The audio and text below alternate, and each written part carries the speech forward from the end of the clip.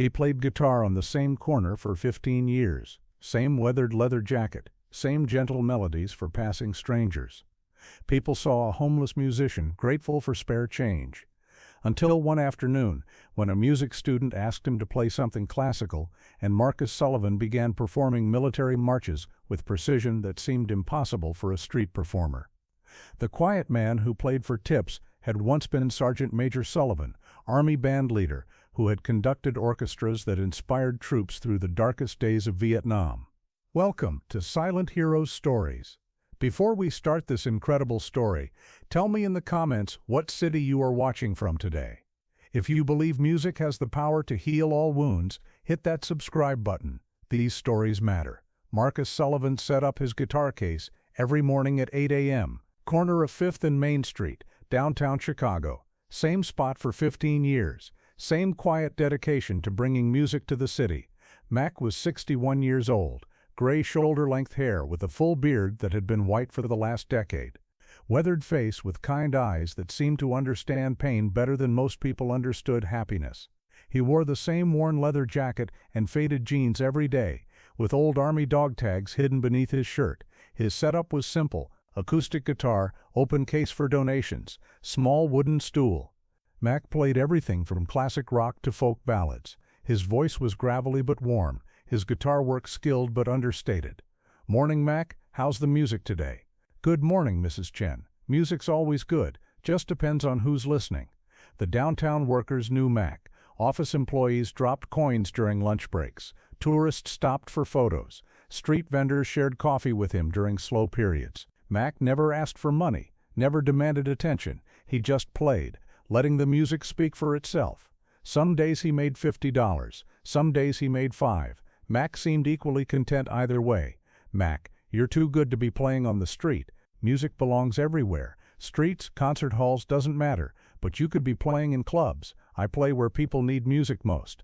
But Mac had unusual qualities for a street musician. His timing was perfect, his pitch flawless. His knowledge of music theory seemed advanced, professional, and his repertoire was vast. He knew songs from every decade, every genre. Most mysteriously, Mac's technique was too refined for self-taught playing. His finger positioning was classical. His chord progressions were complex. His rhythm section knowledge suggested formal training.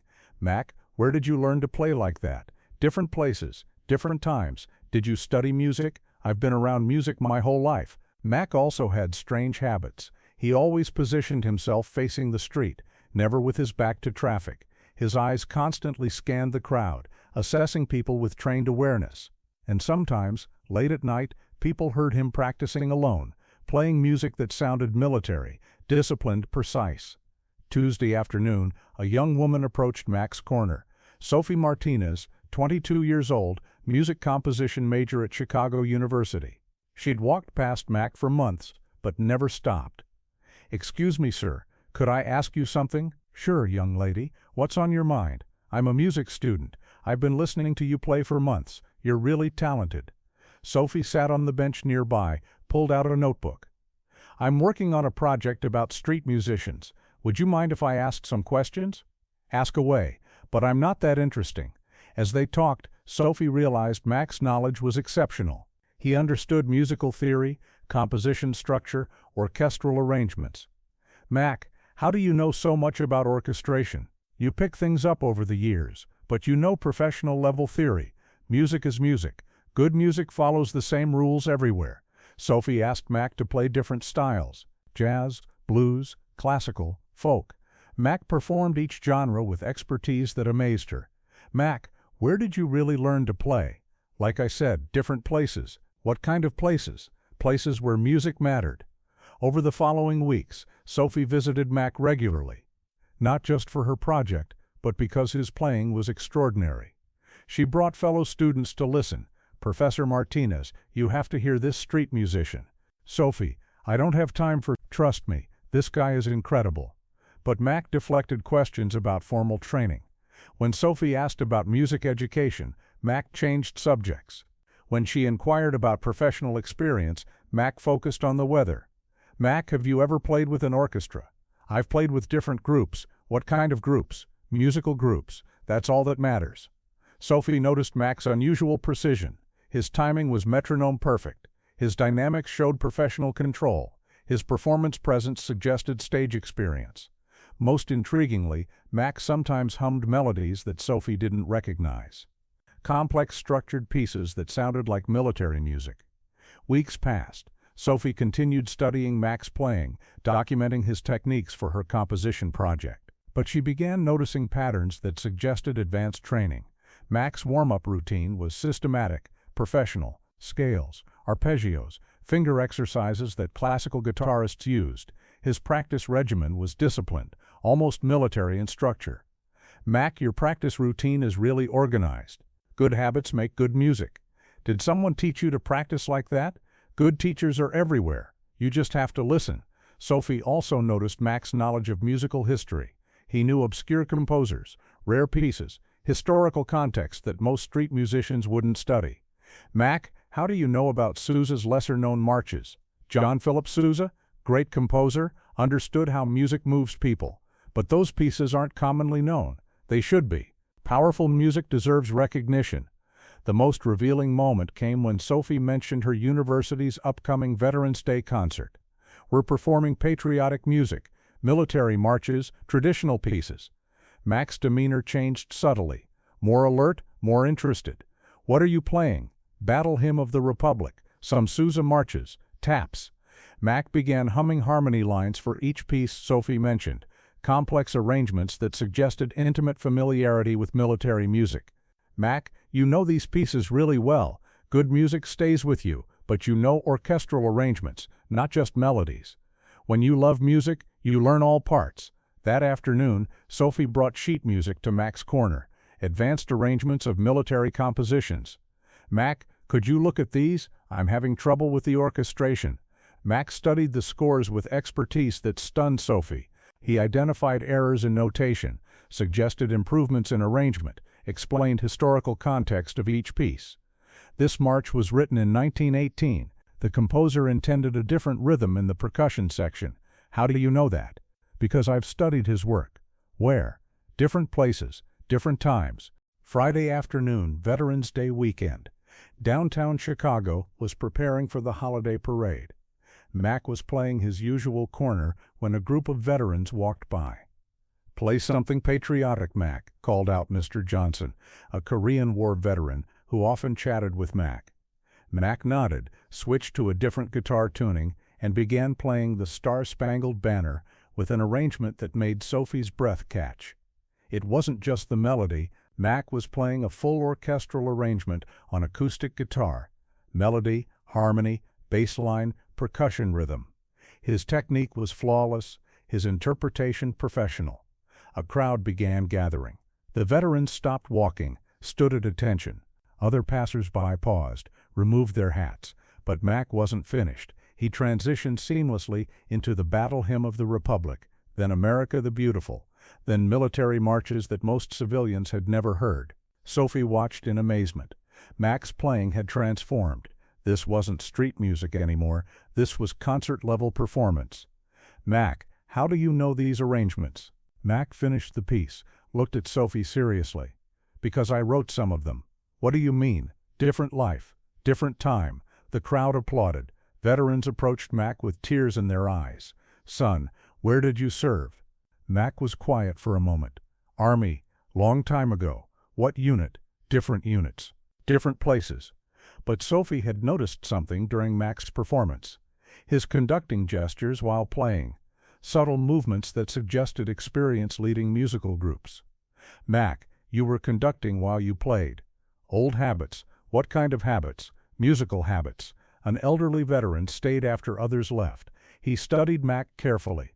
"Son, I know that arrangement of Battle Hymn. Only one group ever played it that way." Mac met his eyes. "What group was that?" "First Army Band, Vietnam era." Led by a sergeant who could make grown men cry with his conducting. Mac didn't respond. Just began packing his guitar. That sergeant's name was Sullivan, Marcus Sullivan. Mac stopped packing, looked at the veteran directly. That was a long time ago. That evening, Sophie couldn't stop thinking about what she'd witnessed. Mac's performance was beyond street musician ability. His knowledge was professional, his technique was masterful. The next morning, she arrived at Mac's corner early.